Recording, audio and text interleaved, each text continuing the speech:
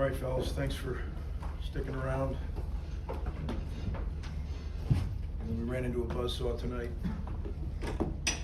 Not acceptable by our team. And I got a lot that I got to think about, a lot that I got to do. As the head coach of this program, it's my responsibility, and very disappointed. Very good football team, Oregon, there's no doubt about it. They played with a heck of an edge. We didn't. And that's really what, wasn't for a lack of effort, it just wasn't, it was not execution.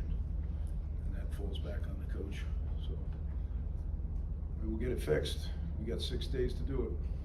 Questions? Greg, as a defensive coach, 750 total yards for Oregon, 415 rushing yards for Oregon. Are you embarrassed by those numbers? Embarrassed is a tough word, Steve. Embarrassed would be if you didn't have guys and players and coaches that are working their tail off. I'm very disappointed in those numbers. I would agree with you. 750 is a huge number, one that I've never, I can't say I've never seen it, but I don't remember it ever. So, yeah, we have to, again, I have to take a hard look at everything, everyone, and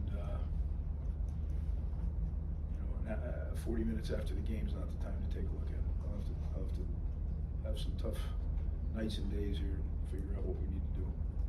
Greg, sold out crowd again. What's your message to fans after that game? Yeah, it was funny.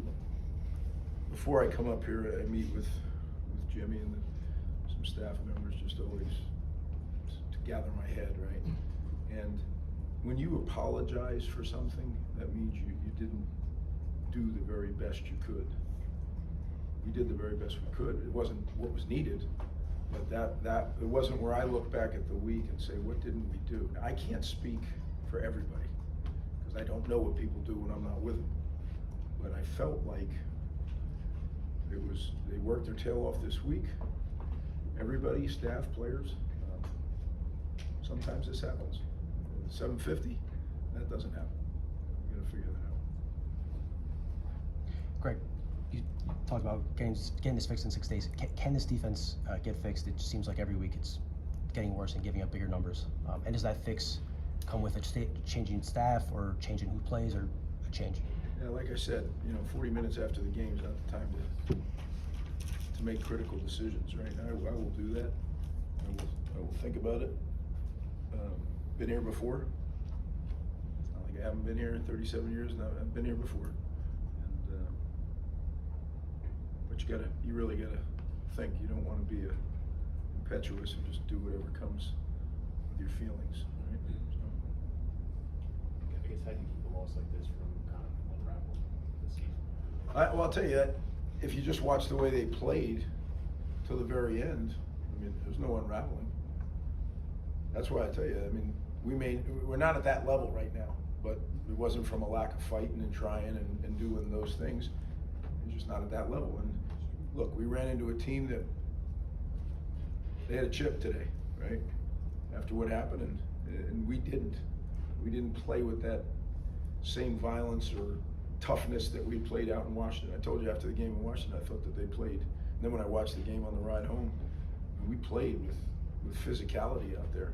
I don't know, I gotta watch tonight's, but it didn't feel that way to me, that same physicality. Now again, everything goes back to your opponent. I mean, they're one of the probably top 5 teams in America, talent-wise, and they're well coached, so my hat's off to them, but we have to figure out our situation. I'm not too concerned with theirs. Flipping to the other side, the offense only managed 200 yards. Ethan had his worst performance yet this season.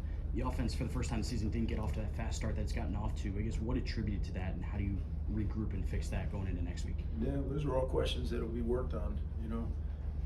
Heck, if I knew it this fast, I would have fixed it during the game, right? And I don't mean that flippantly. We have to look at it and figure out what the issues were. We turned the ball over more than we ever have. That's not our formula for success. We actually took the ball away a couple times, which that's been hard to do lately. So, but I'm not into looking for any positives tonight. This was not acceptable. And when you ask that question about the fans, the thing that bothers me is that they did come out and they did spend their money to come here, and I wish we could have done a better job for them. But again, the sorry part, that's or embarrassed part, that doesn't fly with me. You know, that should only be for if you didn't put in a hard day's work. And I think everybody in this program did. Just wasn't good enough today. So we will figure it out, though. I promise you. Coach, I just spoke with the opposing team's head coach, and he had nothing but compliments to say about this team. He pretty much said, you know, this record doesn't represent how good this team is. Do you feel the same way? Just how the season has gone, do you feel the record represents how good this team actually is? Well, you know, I'm a believer you are what your record says you are. You can have whatever feelings and thoughts you want, but they're theories. That's why you have a scoreboard, and that's why you have a record. So right now we're a 3-4 football team, but that's if you look at the whole thing. Right now we're 0-1.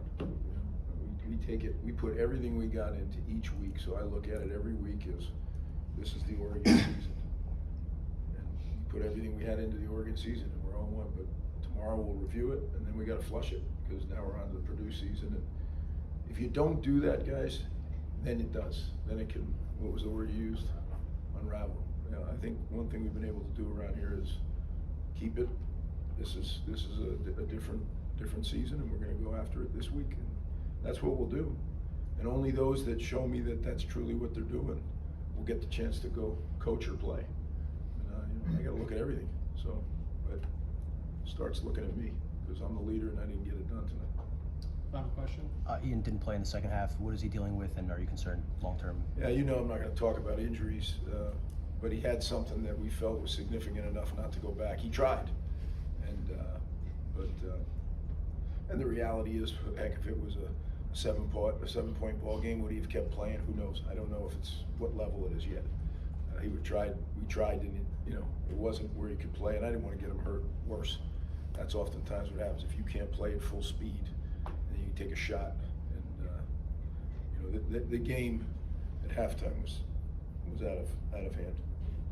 So, yeah. All right, guys. Again, thank you for covering us. Appreciate you sticking around. Thanks, Greg. Thanks, Coach. Thank you.